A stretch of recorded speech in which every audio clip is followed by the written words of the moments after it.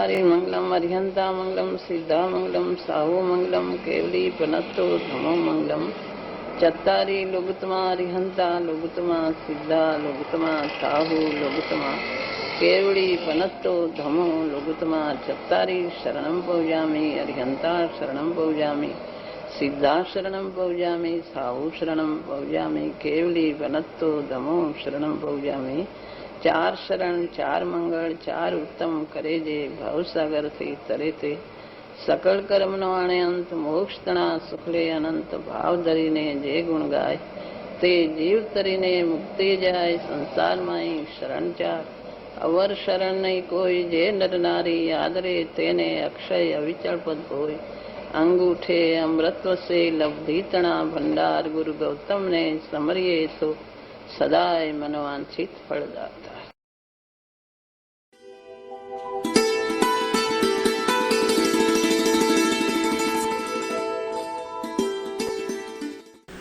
यथार्थ दृष्टिपूर्वक જ્ઞાન ઉપયોગમાં એકને જ લીધા કરે તો એમાં એકાગ્રતા થવાનો પ્રસંગ બને ખરો? એકને જ ઉપયોગમાં લેતા એકાગ્ર થવાનો પ્રસંગ બને, એકને જ એના ધ્યેયમાં લે તો એકાગ્ર થવાનો પ્રસંગ બને. એકને જ ધ્યેયમાં લેવું અને એકમાં જ સ્થિર થવું, એ બધા ગુણો એકબીજા સાથે સહભાવી છે, એક સાથે છે. એક સાથે. મારે આપને થોડું વિશેષ મારે શું કહેવું છે કે દ્રષ્ટિનો વિષય તો એની તત્વનો નિર્ણય આપ જે રીતે કહો છો એ રીતે નિશંક અને ચોક્કસ બરાબર થવો જોઈએ, એ સિવાય તો ઉપયોગની એકાગ્રતા બની શકે નહીં. પણ તત્વનો નિર્ણય નિશંકપણે થાય અને ધ્યાન પ્રગટ કરવા માટે એક જ્ઞાયકને જ વિષય બનાવ્યા કરે કે આ જ્ઞાયક જ છે એમ દેખ્યા કરે તો એમાં એકાગ્રતા થવાનો પ્રસંગ બને ખરો? જ્ઞાયકને દેખા કરે, જ્ઞાયકને જાયના કરે, દેખા કરે, એમાં એકાગ્ર થવાનો પ્રસંગ છે. પણ તેની સાથે જ્ઞાયકને દેખા કરે, જ્ઞાયકમાં લીનતા કરે, એકાગ્રતા. દેખા કરે કે માત્ર જોયા કરે એમ અંદર લીનતા પણ એમાં ભેગી આવી જાય, એ ત્રણે આવી જાય છે.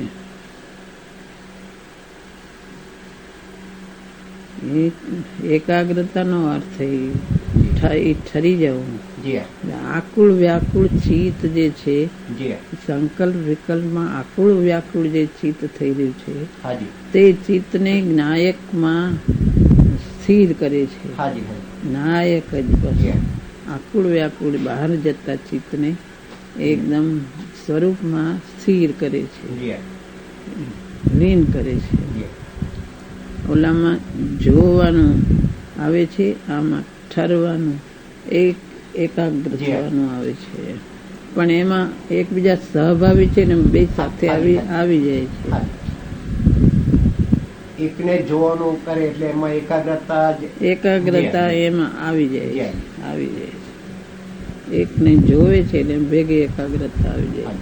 બહારથી જોવાનું છૂટી ગયું એને ઓછું થઈ ગયું, એ સ્વરૂપને જોવે છે એટલે સ્વરૂપમાં લીન થયો. બહારની લીનતા ઓછી છે અને સ્વરૂપમાં લીન થયો. આમ તો ત્રણે એક સાથે છે, એક સાથે. પણ એમાં થોડો એના સ્વભાવમાં ફેર છે. ઓલું શ્રદ્ધાનું કાર્ય કરે, જાણવાનું, અને આ સ્થિર થવાનું કાર્ય કરે છે.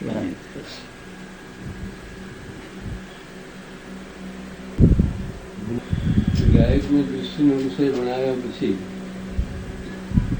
જે બાહ્ય પદાર્થો, સંયોગી પદાર્થો, નૈમિત્તિક પદાર્થો કે નૈમિત્તિક ભાવો એ થયા કરે છે, તેને જ્ઞાન શું કરે? માત્ર જાણે એ થયા કરે છે. જ્ઞાન જાણે છે કે આ હું તો આ યોગ નાયક છું, આ બધું થાય છે.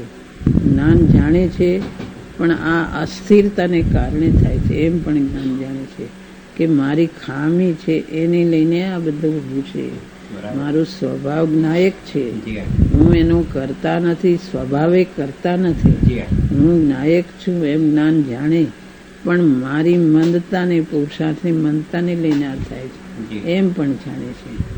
એ તદ્દન જડમાં થાય છે એમ નથી જાણતા. મારી મંદતા છે, મારી ભૂમિકા અમુક છે, એને લઈને આ બધા પરિણામો થયા કરે છે એમ જાણે છે.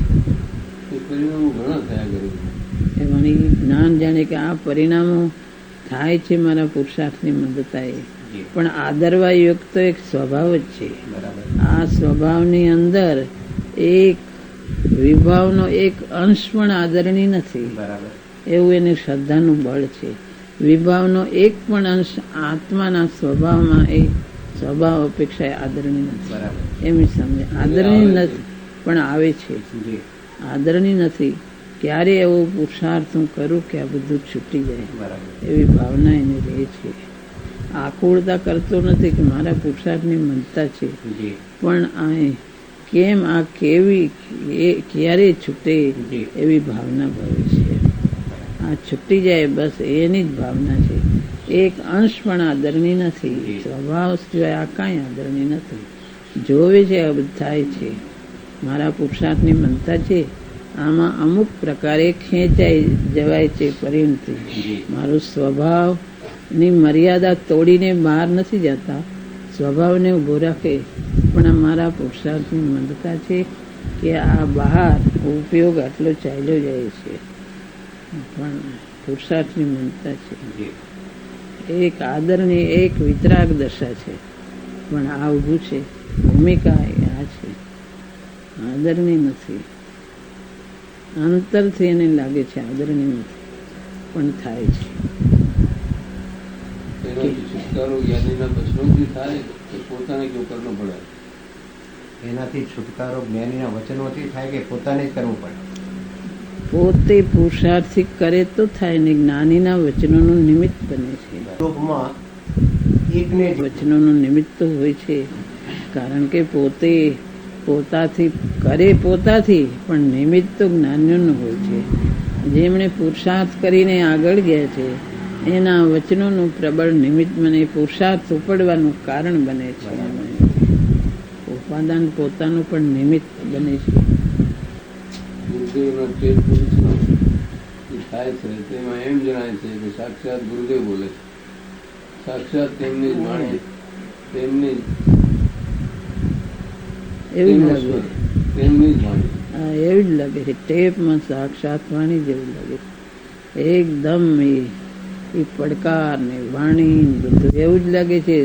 ગુરુદેવ જ બોલતા હોય. જી કોઈક આંખ મીચીને આમ બેઠું હોય તો એમ જ લાગે છે ગુરુદેવ બોલ્યા જ કરે, સાક્ષાત એવું લાગે છે.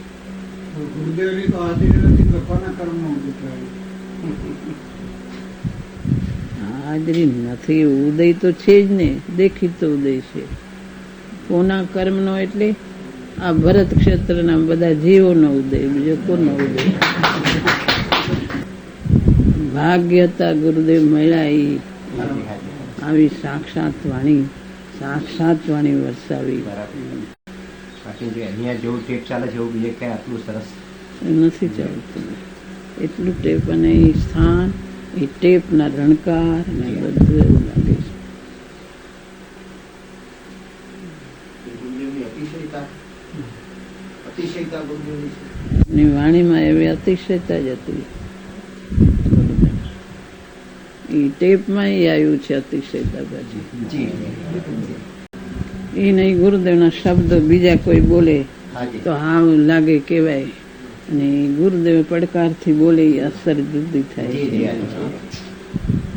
એ નહીં દ્રષ્ટાંત તો ગુરુદેવ દેતા હોય ને એ દ્રષ્ટાંત બીજા દે જી તો એમાં એ જોરમાં પડકારમાં કેટલો ફેર પડી જાય. ટેપના પ્રમાણે આ જે લખાણ થઈ રહ્યું છે પ્રવચન રત્નાકરોનું, એના પ્રમાણે જ થઈ રહ્યું છે. તો પણ જેવું ટેપમાં આવે છે તેવું એમાં નથી લાગે. એ તો લખાણ છે ને આ તો એમના જે પડકાર આવ્યા એ બધું ઉતર્યું છે એમાં, તો ફેર પડે ને. જી હા. તો લખાણ છે એમાં એ ક્યાંથી આવે પડકાર? એ આવે નહીં ક્યાંથી. વાણી નીકળતો એક વાતને દ્રઢ કરવા માટે કેટલી વાર કહેતા હોય અને અંદર ગૂંટતા હોય, એ બધા શ્રોતાને અસર થાય, એ જુદું લાગે. ગુરુદેવને સાંભળ્યા ન હતા, ટેપ સાંભળવાથી કોઈને સમ્યક દર્શન થઈ શકે? સાક્ષાતથી થઈ શકે છે, ટેપ સાંભળવાથી અસર થાય અને અમુક પાત્રતાનું એવું કારણ થાય. પૂર્વે કંઈ તૈયારી કરીને આવ્યો હોય તો થાય, પણ એકવાર તો સાક્ષાત વાણી મળવી જોઈએ. શ્રીમદને અને ગુરુદેવને નિસર્ગિક સમય દર્શન અધિગમ. શ્રીમદજીને સમય દર્શન થયું, ગુરુદેવશ્રીને સમય દર્શન થયું, તો નૈસર્ગિક કે અધિગમન? એ વર્તમાન અપેક્ષા એ તો નૈસર્ગિક, તો પૂર્વે લઈને આવ્યા હોય. વર્તમાન તો કોઈ મળ્યું નતું, વર્તમાન અપેક્ષા એ નૈસર્ગિક. જે સહજ પરમ મુનિને મનથી અને વાણીથી દૂર છે. એમાં ગુરુદેવે મનનો અર્થ કર્યો, મનના વિકલ્પોથી અને વાણીથી દૂર છે એમ કહ્યું. ત્યાર પછી એમ કહેવાયું કે અનુભવની પર્યાયથી પણ દૂર છે. એમાં આગળના 38મી ગાથાના 54મા શ્લોકમાં કહ્યું છે કે નાશ પામવા યુગ એવા ભાવોથી દૂર છે. એમાં ગુરુદેવ એમ કહ્યું વિકારથી અતિ દૂર છે, સંવનિદ્રા મોક્ષથી દૂર છે એમ કહ્યું. આપે પણ પંડિતજીના પત્રમાં લખ્યું હતું કે સમ્યક દર્શનને થોડું છેટું છે. ત્યારે પંડિતજીએ કહ્યું વેદ જેટલું છેટું છે એમ ફરમાયેલું. ત્યાર પછી અમારે લૌકિકની અંદર પણ કોઈ કાર્ય ન થાય તો કે દિલ્હી ઘણું દૂર છે, અમને પણ એમ લાગે કે આમાં પુરુષાર્થ ઘણો માગે છે, તો જાણ લાખો યોજન સમ્યક દર્શન દૂર છે. પછી આ હાર્ટ એટેક આવ્યો ત્યારે એમ કે મોતથી તમને થોડુંક છેટું રહી ગયું, કે મોતને થોડુંક છેટું રહી ગયું. તો આવા બધા શાસ્ત્રોમાં દૂર, ગુરુદેવના પ્રવચનમાંથી દૂર દૂર આપે પણ છેટું કહ્યું. તો આ બધાનું કાર્ય ક્ષેત્રની અપેક્ષાએ કે અન્ય અપેક્ષાએ શું છે? કૃપા કરીને સમજાવો. શેની અપેક્ષા એ? પર્યાય દૂર છે એ તો અપેક્ષા એ કીધું છે કે મનથી ને વાણીથી દૂર છે. એ તો મન તો વિકલ્પાત્મક ને વાણી પણ વિકલ્પ, પણ અંતરની પર્યાયથી દૂર. એટલે પર્યાય તો એક અંશ છે, પર્યાય તો પલટાય છે, માટે જ દૂર કીધું કે પરમાત્મા તત્વ મનથી વાણીથી દૂર અને એની પર્યાયથી દૂર. એટલે કે પર્યાય તો પલટાયા કરે છે, દ્રવ્ય તો એમને શાશ્વત રહે છે, માટે જ દૂર છે. પણ એનો અનુભવ તો એને થાય છે, માટે એ અપેક્ષા એ પર્યાય તો પોતાની છે, સ્વાનુભૂતિની પર્યાય પોતાની છે, માટે એનો અનુભવ એને થાય છે. એ પર્યાય તો એને આશ્રય થાય છે, માટે એ કઈ દ્રવ્ય ને પર્યાય એવી રીતે જુદા નથી, તો એનું વેદન એને થાય છે. દૂર એટલે કે આખું શાશ્વત દ્રવ્ય છે, એ શાશ્વત દ્રવ્યની અપેક્ષા એ પર્યાયને દૂર કીધી. એ દૂર કીધી એટલે કે એનું ક્ષેત્ર દૂર છે એમ નથી એનો કહેવાનો હશે. એનું ક્ષેત્ર દૂર, એ ભાવની અપેક્ષા એ દૂર, એના સ્વભાવની અપેક્ષા એ દૂર. એટલે એનો આરોપ કરીને ક્ષેત્રથી દૂર એમ કહેવાય, પણ એ વાસ્તવિક રીતે એનું ક્ષેત્ર જેમ દ્રવ્યનું બે દ્રવ્યનું ક્ષેત્ર જુદું હોય એવી રીતે જુદું છે, એવી રીતે દૂર નથી કીધું. પરમાત્મા તત્વ દૂર છે, પર્યાયથી દૂર એટલે કે એની અનુભૂતિ તો થાય છે, પણ તું એક પર્યાયમાં રોકાઈ ગયો હોય, એક વર્તમાનની પર્યાય, તો એ પર્યાય પૂરતો કઈ આત્મા નથી. આત્મા તો એનાથી દૂર, એટલે એ તો શાશ્વતો અનાદિ અનંત ગંભીરતાથી ભરેલો આત્મા. એક આત્માની આશ્રય અનંતી પર્યાયો થાય છે. એ આત્મા એટલે એનાથી દૂર એમ કીધું. કઈ વાસ્તવિક રીતે એનું ક્ષેત્ર અત્યંત દૂર છે એવો આશય નથી એનો. એ પરમાત્મા તત્વ તો કોઈ એનાથી દૂર છે. એની સ્વાનુભૂતિનું વેદન પોતાને થાય છે, અને સ્વાનુભૂતિ ની પર્યાય પલટાય છે, માટે દૂર કીધું છે. બાકી ઓલું બધું કહેવાય છે એ તો બધું જુદું છે. કે હજી સમ્યક દર્શન દૂર છે, ને હજી હાથથી દૂર છે, ને એ બધું દૂર, એ બધું જુદી અપેક્ષા. પર્યાયની અપેક્ષા જુદી છે. મનથી વાણીથી દૂર, એ તો મન ને વાણી તો જડ છે, એની ભાવ મનની અપેક્ષા કેવો તો પણ એ બધી પર્યાયો સંભાવ છે, એટલે એનાથી એમ પર્યાય અપેક્ષા કહેવાય. બરાબર. એ પર્યાયની અપેક્ષા એ દૂર દ્રવ્ય એ આમ ભાવ અપેક્ષા એને એ ક્ષેત્ર અપેક્ષા એ ભાવનો આરોપ કરીને કહેવાય છે. બાકી વાસ્તવિક દૂર છે. બે દ્રવ્યના ક્ષેત્ર જુદા હોય એવું નથી. જી હા. ઓલી વાત જુદી છે. જી જી દૂર એટલે કેટલા કે જાજી સમ્યક દર્શને કેટલું દૂર છે. જી જી. પોતાને અનુભવમાં આવતું નથી, જી હા. એના પોતાના ખ્યાલમાં નથી એટલે એને દૂર ભાસે છે. બાકી આત્મા તો પોતે જ છે, કઈ પોતે પોતાથી દૂર નથી. બરાબર. પોતે જો પુરુષાર્થ કરે તો પોતાની સમીપ જ છે, હાજી એ હાજી. કઈ દૂર નથી. પણ એને પ્રગટ નથી થયું એટલે દૂર લાગે. જી હા. આ ઓલું તો આટલું દૂર એ તો ભાવનાના જોરમાં કહેવાતું જી હતું. જી. એનું કઈ માપ થોડું છે. જી હા. માટે એ કઈ દ્રને લઈને કહેવાતું હતું જી.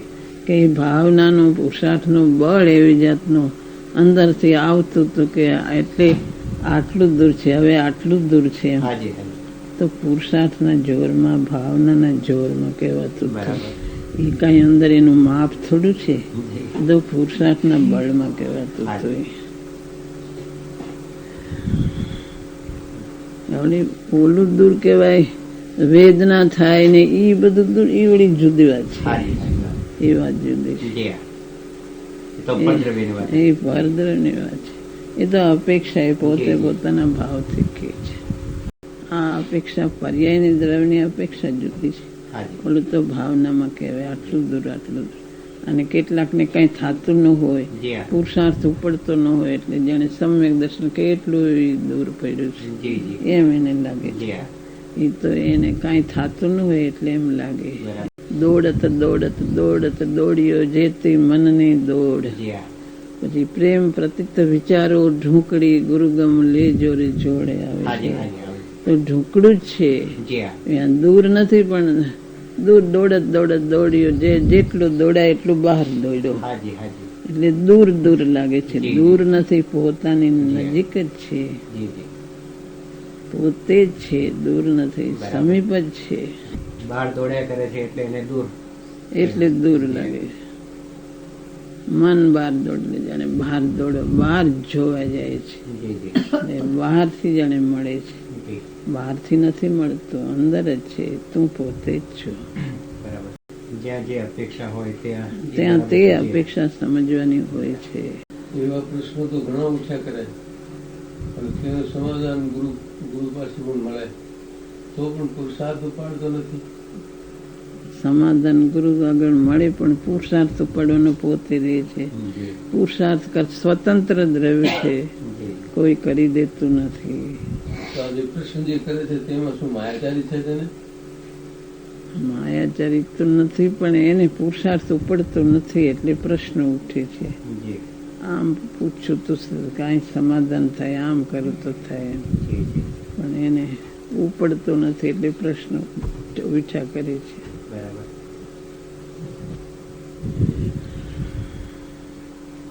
જાણવાની ઈચ્છા થયા કરે છે. આમ જી. જાણવાથી કઈ સમાધાન થાય કે આમ. જી જી. પણ અંદર તો કરવાનું પોતાને જ રહે છે. હાજી. પોતાને કોઈ કરી દેતું નથી.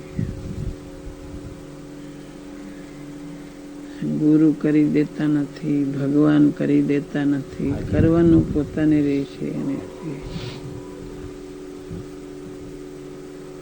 ભગવાન તારણહાર કહેવાય. ભગવાનને વાણી છૂટી કેટલાયને તારે એવી એમની વાણી હોય, જી જી.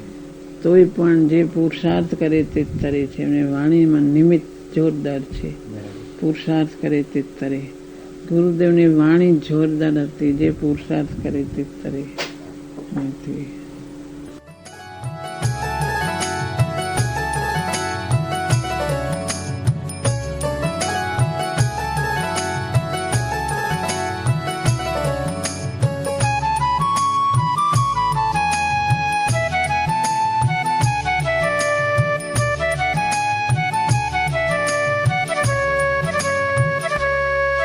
यह स्वर्णपुरी अति पावन है,